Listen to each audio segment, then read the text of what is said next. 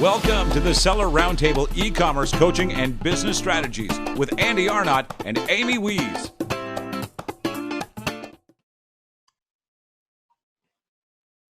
Hello, everyone. This is Amy Wees with a special episode of the Seller Roundtable. We're going to do an extra today with my guest, Douglas Levin, and he is going to tell us all about how he got started on his Amazon journey, as well as the importance of building a brand off of Amazon. And I know so many of us are kind of experiencing this, especially in the later years, in the last couple of years on Amazon. It's gotten really, really busy, a lot of competition. So it's more important than ever to take our brands off of Amazon. So welcome, Douglas. Thank you for being here. Oh, thank you so much for having me, Amy. It's great to be here. Well, why don't you tell our audience a little bit more about you and kind of your journey leading up to this episode? So, how did you get started? What's your background? Where do you live? Whatever you want to tell us, that would be great. Okay. All right. So, I guess I lived in Chicago all my life. I was I was a musician. So ever since the time I was 13, I was really into music. So I would pretty much play in bands all through like grade school, through high school, that kind of stuff. And I ended up getting to be like a professional musician where I was doing that like every day. I would work. I'd play in original bands. I'd play in cover bands. I did like, it's called live band karaoke, where like you have the person comes up on stage and you have the backing band of like a real band playing behind you. So that was fun for a little while. And I wasn't really making much money though, as most musicians don't. And at that point, I was getting a little burned out on playing "Don't Stop Believing" for like the 50,000th time. So I had come across. It's a good song though, but I get it. Yeah, it's a great song. The first 10, 15 times you hear it, when you have to play it for the fourth time that night, it starts to get a little irritating. But so I was doing that, and I was paying the bills. I was doing fine, but I wasn't really doing anything else. But I had good credit, so I had come across something called like Miles and Points, and I was doing some of that stuff like in my spare time because I had good credit. So like I would then from that I was getting like, all right, I can get cash back, or I can get go on trips or any of those kinds of things. So that was cool. And I was still not really making much money. And I was reading like some of the blogs that talked about miles and points and how to do all that stuff. And I ended up coming across somebody who was talking about how they're getting free points by like selling stuff on Amazon, that kind of thing. So I was like, okay, I can start to do something and get like free points. I don't know anything. I don't know the first thing about business. Like I sleep all day until like 2 or 3 in the afternoon. I'm around lazy musicians all day, but like, all right, sure, I'll give it a shot. And that's how I kind of came from like being a musician to like my first introduction to like starting to do stuff on Amazon. So. I love that. We just got started in points. We took the opposite journey, right? Like we got serious in e-commerce, and then all of our buddies that, were spending $1 million on advertising every year, they just had that on their favorite points credit cards. And they were basically like first class everywhere, traveling around the world, whole family going on trips, all because they figured out how to put their credit card on their advertising, for Google ads, Amazon PPC. And, Andy, our podcast partner, he's one of those that just really enjoys all of the rewards from points. But I can see how if you don't have a way to flip that money fast, if you can't keep buying things with it. And I know I've been on some of those points blogs and stuff, and I know like some people kind of move the money around and they play different games with it. But I can imagine that if you don't have a large income source coming in, it might be hard to make a living doing that. Plus travel and do everything that you want to do. So very cool that you did it the opposite way. You figured out this points miles thing And then you're like, all right, this is a way I can push more money through this awesome funnel and get it moving. So very, very cool. And you were a drummer, right? Did you play Yes. any other instruments? I played a little bit of guitar, a little bit of keyboards. I was more kind of self-taught. Like when I was probably like what 6, 7, 8 years old, like my mom would send me to like what piano lessons and guitar lessons and those kinds of things. But I hate it. I'll admit I hated it. It was like when you're a kid and you're like forced to go to something, and it's not something you really want to do. Like you're like, all right, when's this over? Can I go play? Can I do whatever? Right. I honestly wish though I would have like been more into it at the time, because like I ended up learning all that stuff on my own. Like I ended up getting keyboard, guitar, bass, all that kind of stuff. But I think if I could have like done the work then in terms of like stuck with it, I probably would have been a much better musician. Like I wasn't bad. Obviously, I'm getting paid. I was getting paid to play drums. I did session work. I toured, like was in musicals, all that kind of stuff. But I would have, like everybody else, you wish you would have done some things differently, right? When you're Yeah. done with Do you sing as well? no, you don't want to hear me sing. But Yeah, apparently you have good rhythm, so that's yeah, good. right. Yeah, I grew up doing music. I graduated high school a year early. I played 8 instruments, and I'm a singer. And so it's like one of those weird things that most people don't know about me. Mhm. But the reason that I didn't choose to do music as a career is I really didn't want it to become a job. It was Mhm. something that I really enjoyed, and I didn't, I had friends that had bands, and like one of my best friends, her mom had a band, and we would go and help like set everything up every weekend and take it down, and we would be there for these 3-4 hour sets, and it was fun in the beginning. It was a little adventure, but then after a while, it's like, yeah, I don't want to do that for the rest of my life. So I still continued when I was in the military. I would sing at ceremonies, Star Spangled Banner, that kind of stuff. And I sing at weddings and funerals but ultimately it's just for fun. It's just something that I enjoy. So I love that you gave it a go and that you had a lot of fun with it. But ultimately, you found yourself on another path. So speaking of paths, let's talk about Amazon. How did you learn about Amazon? When did you first learn about it? I can't remember the blog exactly. I think, yeah, there's so many like in the Amazon world where there's like 5 million Facebook groups and blogs and all of the other stuff. It's the same thing with Miles and Points. I'm sure it still is now.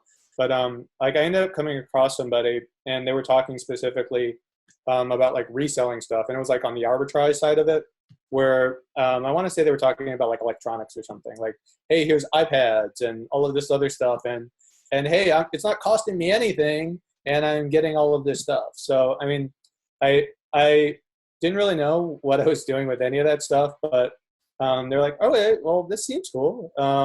And then from that point, I was like, all right, I've got a whole bunch of stuff around my house, and I'll try some of that kind of thing. So it's not going to cost me anything. I mean, I was a musician. I was making like 18 grand. I didn't really have any money. So I would have some electronic stuff in like my closet or something that I wasn't using that was like new, that like maybe I got as a gift or something and I never used. So I was like, all right, yeah, I'll try that. And I did merchant fulfill because I didn't know any better, I guess, at the time. And like when I was trying that stuff, I remember there was like a post office like probably like a block away from me. So I would make that trek, trying to like go there with whatever it was that sold like every day. I had no system in place. I didn't know what I was doing. I had no idea if I was making money, losing money on that stuff at all. But it was cool. It was like, all right, I'm starting to understand this a little bit in terms of the arbitrage side, and that's kind of how I started in the game. And then like after that, I was like, all right, is there a better way to do this so I can actually like make money and not be putting myself through a daily jaunt to the post office whenever someone was buying? And then obviously I came up with FBA from there, and kind of went through that whole path that a lot of people do on the FBA side, right? Yeah, I started the same way, just flipping things. I saw that whole sell it on Amazon button when I was trying to buy textbooks when I was in college in 2007, and I saw that button, sell it, and I was like, ooh, ding ding ding, I could sell my textbooks too. oh wait, I wonder how fast I can, flip these around, buy used, and sell them when I'm done with them. And so that's kind of when I learned about it. And then I kind of like you had no idea what I was doing. I just, making my own packaging. I would like take old boxes and cut them apart. And, that was in 2007. And you got started in 2014 is when you kind of just, and, I love when people get started with arbitrage because you really learn about the categories on Amazon. You learn about the market. You learn what sells. You learn what doesn't sell. you, you learn all about the process of shipping it in. Like all of these people that start with private label, if you make a mistake in private label, you are really in trouble because you could lose your life savings, right?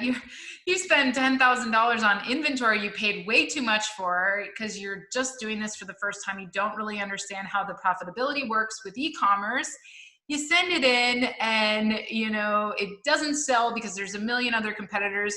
You didn't know you're actually doing white label and not private label at all. And, and then you spend way too much on advertising because what the heck, who even mentioned advertising in this Amazon course, And then before you know it, you're like, I'm out of money. I can't afford to do inventory, or I have a hijacker on my listing. And meanwhile, people over here in arbitrage land are like, okay, I made a mistake. I bought something from Walmart that I couldn't sell, but I just returned it. And now I'm over here flipping these things and I can sell Nike shoes now. And, and they're learning all these things and they're discovering all of these cool opportunities as they start selling in these markets. And so whenever somebody comes to me that wants to do private label and has never sold on Amazon before, my advice is always go to Walmart, find something you can resell, send it in, that's your assignment. Because that's the best way to learn. Would you agree? Oh yeah, definitely. I mean, like, I know on my end, I'm the same way in terms of like, if you think about it realistically, if you're learning private label and you're getting started with Amazon, you're learning two separate things at the same time that are like huge projects, right? I mean, like just that process that I know, like I went through in terms of Amazon was like a big process, like of learning simple stuff that you take for granted now. And like on the private label side, yeah, I definitely agree on that. Like there's people that have been selling private label for years that still don't know what they're doing. And you're gonna go and learn both Amazon and private label at the same time. I mean, I don't recommend it either. And on the plus side, you go the arbitrage route is you get the immediate gratification too. Like I know there's a lot of times you'll find something in a store, you'll ship it in like FBA and like a day or two later it's already sold. So like you're getting that money back, whereas like private label, you're putting in all of this work and you may not even know for like 3 or 4 months if something is a viable idea, if it's going to work. And then even then you've got to like take that money and start to reinvest it back into your next set of inventory. Versus Right. like when you're to the point that you know Amazon and you come up with a great idea, that's great. But if you're starting off and you want to get those quick wins with arbitrage to like help your mindset, help get you going in the right direction. And I mean, that's where arbitrage is really great. And I know people that are still doing arbitrage, like they're selling like 100, 200,000 a month and that's their thing. Yeah. So, I mean, it's awesome for them. I just got really sick of it after a while. Like I did And I not always like, say, like, it doesn't matter what model you choose as long as you're running a business and not a charity. So as long as you are making money, I'm not mad at you. So if you want to do arbitrage, more power to you. That's no problem, So when did you decide that you were going to start on this private label journey? Tell us a little bit about that. yeah, sure. So when I was doing arbitrage, I'll admit, like going to Walmart, like we're talking about, going to like 10 of them a day or something, that's not what I find fun. Like finding deals and stuff. Like I know a lot of people think that's cool and that's great, but that's not something I like to do. I'd rather stay at home. I'd rather like be on my computer or whatever it was. And I was also honestly worried in terms of suspension, like because you get like you hear all the people with IP claims and you sold as new and all those kinds of things. So I first from there went into wholesale, and I ended up going with that route for a while, and I got good at it. But even with wholesale, I'd get exclusives here and there and those kinds of things, and I'd make enough money at it that it was successful and it was enough income that I could live off of it. My wife could live off of it working. But I ended up having issues where like there was Amazon issues with like a $20,000 shipment that just was a huge pain. I woke up to 10 used sold as new complaints on wholesale new accounts. So I was like, all right, I want something else that I can control, something where it I'm not completely reliant on Amazon. Yes, I want to build a brand like, and the way we did it was a little different in terms of it was more of a passion project, but like I wanted something that way where it's not the way I was going, because I was stressed out in terms of even on the wholesale side where you think everything is rainbows and it's awesome and you got no issues. I was still having issues, and it's like, all right, well, I want to see what I can do on the private label side, and that's how I ended up coming up with where we went, and then with that it was just like it wasn't the typical way. I had learned about private label. Like I'd taken courses. I'll admit I've taken like probably 5 million courses at this point. But so I knew like what to do, but we came across our product just because it was like something that I was talking to my wife about, and she was like, "This isn't really out there," and I've been trying to find something and it doesn't work. So then at that point, my thought was, well, I mean, we're doing okay. Let's figure out a way to do it, and then from there, I started on the private label journey and tried to figure it all out. So, our episode today is all about the importance of building a brand off of Amazon and how you kind of came to that discovery. And in your bio, it's pretty cool. It says that you became obsessed with chatbots and you built up a Facebook Messenger list of over 20,000 subscribers. And that helped you get 20,000 in monthly sales. Well, we didn't talk about profit, but monthly sales, that's pretty good within the first 3 months of your launch. So, and that really kind of helped you start realizing, wow, I have something here. I have a brand that I now have this list of 20,000 people. And that became a powerful thing because you didn't need Amazon, right? Amazon, awesome sales channel, very trusted. But now you have this ability to reach out to these subscribers.